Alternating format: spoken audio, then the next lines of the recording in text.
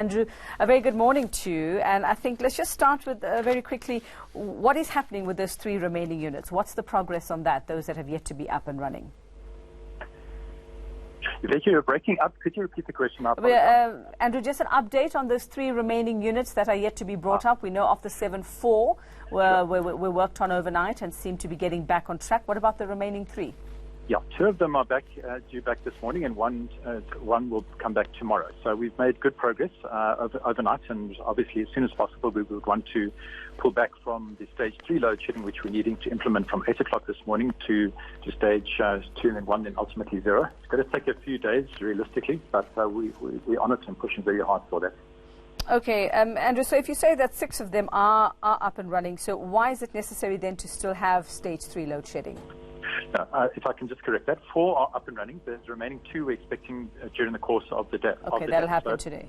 Yeah, that's right. So again, assuming that we don't pick up any additional problems, and that is a massive assumption, obviously, then that we would have the opportunity to look at that. But what recent experience has taught us is that you don't assume that everything else will go right.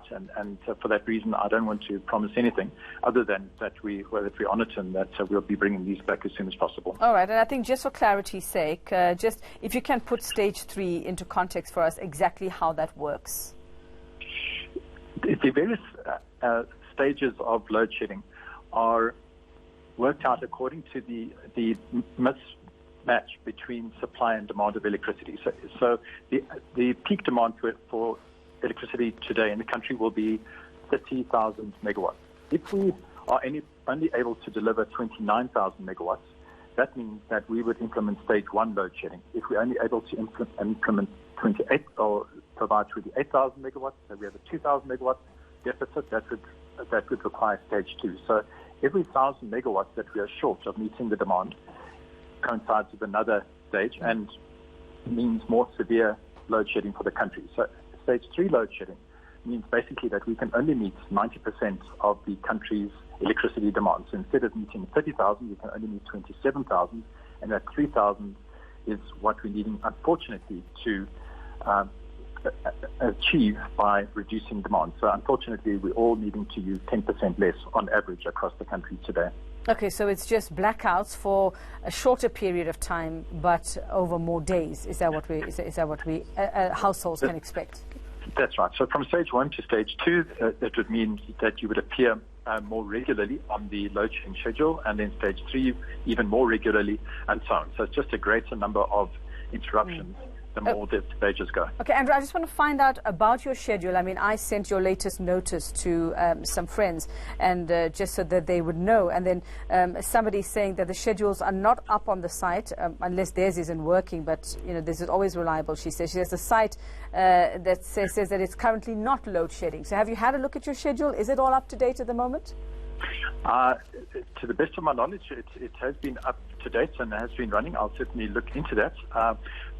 It's important to bear in mind, though, that some customers are supplied directly by Eskom. So at eskom.co.za is our schedule. If you are within a municipality, then please visit the municipality's load shedding schedule. And there could be problems both at times from the municipality schedule as well as Eskom schedule. So if you can please bring it to our attention, we will address it. I will certainly look at the Eskom schedule and just ensure that is running as it should.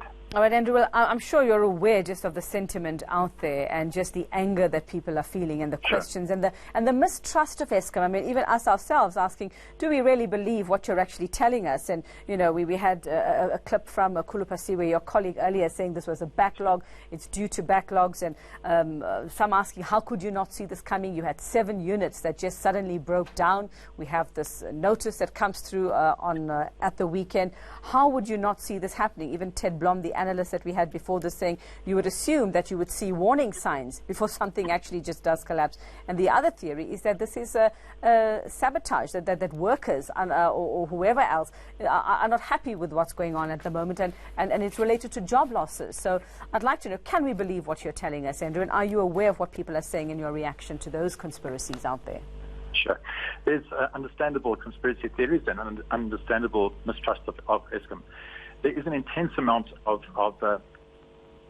rigor which is put into evaluation of Eskom. That's from our national energy regulator, of course, from the government, and from various other institutions of state, etc. So it's a case of very little room to hide in terms of the truth. From years ago, I think the warning bells have been there, and certainly it hasn't been a case of hiding. In terms of the maintenance backlog, again, that has been known for a significant number of times. From about a year ago, we've been talking about that and the fact that we needed to address the situation. Unfortunately, that maintenance backlog was caused by financial constraints. At the time, money was diverted away from the maintenance program to complete the construction of the new power station. So that was a conscious decision at the time of management, and that was once again known by the powers that be, including our regulator. So it's not a case of hiding anything. We are where we are, and it's an inevitable consequence of, again, a maintenance backlog, as my colleague indicated. And you also have the right people with the right skills who are trying to fix these problems, Andrew, because that's the other criticism, is that those who are working on it may not be the right people, may not have the right skills to actually run these units. Yeah. From a maintenance point of view, we have got concerns. We've got an internal arm of Eskom which undertakes and looks after our maintenance called Rotec Industries. And in certain cases, the maintenance has been carried out not to the specification and not within the time frames that we've stipulated. So we are looking at that. That is certainly an issue. As far as the operation of the power stations is concerned, again, this is an area where we believe that there are areas for improvement, and we are working with the necessary teams for that through an internal evaluation at the moment of the competency, both of the operating staff as well as those maintaining the plant. So, yes, things could be better, and we're going to have to fix those gaps. All right, Andrew, and then I suppose many people will want to know with where we are at the moment and what you predict the timeline to be for the problems to be sorted out. Can you say that we've avoided a total national blackout?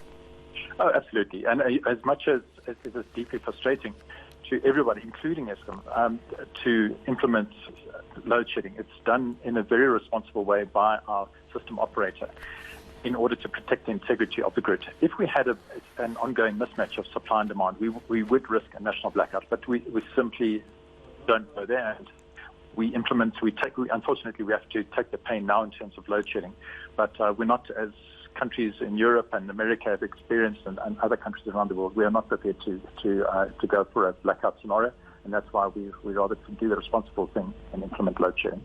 All right, thanks very much. That's about all we have time for, but we will be getting updates from you. Thank you very much. That's Eskom's Andrew Etzinger. We're back after a quick break.